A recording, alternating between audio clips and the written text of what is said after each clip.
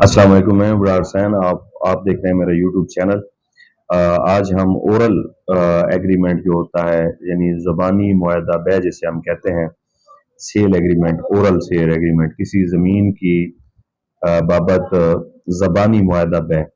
या ज़बानी फ़रोख्त जिसे हम कहते हैं,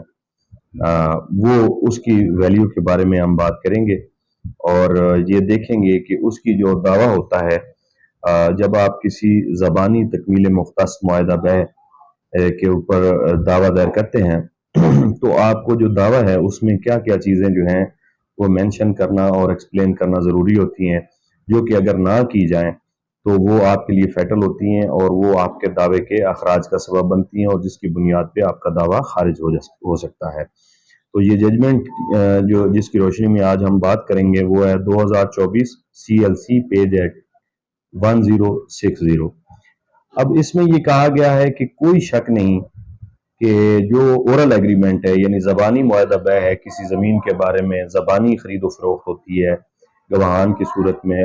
गवाहान की मौजूदगी में रकम भी अदा होती है, तो उसको जो है वो उसकी इजाज़त है, कानून में वो परमिजिबल है। यानी कि ये नहीं है बात कि वो ज़बानी मुआहदा बै जो है वो उसकी इजाज़त ही नहीं है या ऐसा कोई मुआहदा हो नहीं सकता। परमिजिबल है, उसकी इजाज़त है, उसका आप उसकी बुनियाद पे आप दावा भी कर सकते हैं। लेकिन यहाँ पे कोर्ट ने कहा कि वो क्या चीज़ें ज़रूरी हैं उसको साबित करने के लिए, तो उन्होंने कहा कि एक तो एक क्रेडिबल और अनइम्पीचेबल एविडेंस होनी चाहिए, यानी कि ऐसी एविडेंस होनी चाहिए जिसको दूसरी पार्टी शेक ना कर सके, और बेहतरीन और मजबूत किस्म की शहादत होनी चाहिए, आपके गवाह होने चाहिए। वो गवाह जो है आपकी सारी माइन्यूट डिटेल उस मुआहदे की बताएं, जिसमें कि रकम कितनी थी, अराजी कितनी थी, मौका पे कितनी रकम अदा हुई, बाद में बकाया रकम कितनी बची, उसका टाइम कब का फिक्स हुआ कि कब अदा करेगा, फिर उसके बाद जो है कि पेमेंट हुई कब, किस शक्ल में हुई और कहाँ पे हुई और कौन कौन लोग मौजूद थे। ये चीज़ें वो हैं जिनको आपने एविडेंस में साबित करना होता है। तो कोर्ट ने इस जजमेंट में साथ में ये भी कहा कि जब आप ज़ुबानी मुआहदा बै की बुनियाद पे कोई दावा करते हैं तकमील मुख्तस का, और आप प्रॉपर्टी के आपने पैसे दिए होते हैं गवाहान के सामने, लेकिन तहरीर कोई नहीं होती, और फिर वो आप केस कोर्ट में ले आते हैं कि हमने अदायगी की हुई है, हमारी कुछ थोड़ी सी पार्शल जो है वो अदायगी रहती है, वो हम करने को तैयार हैं और हमें अराजी जो है वो दी जाए और पेमेंट बकिया ली जाए और डिग्री किया जाए केस।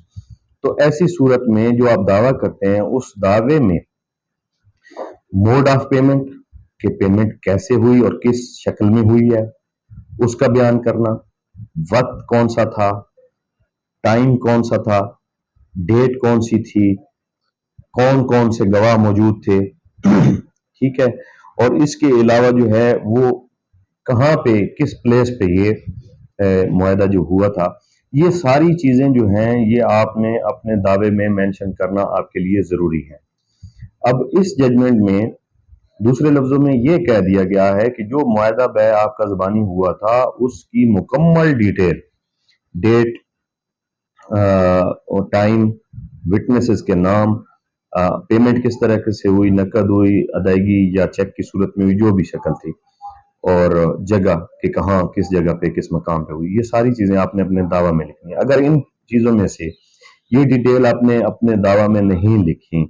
तो जो ज़बानी मुआहदा बै तकमील मुख्तस होता है वो पहले ही एक वीक दावा कंसिडर किया जाता है, कमजोर दावा कंसिडर किया जाता है।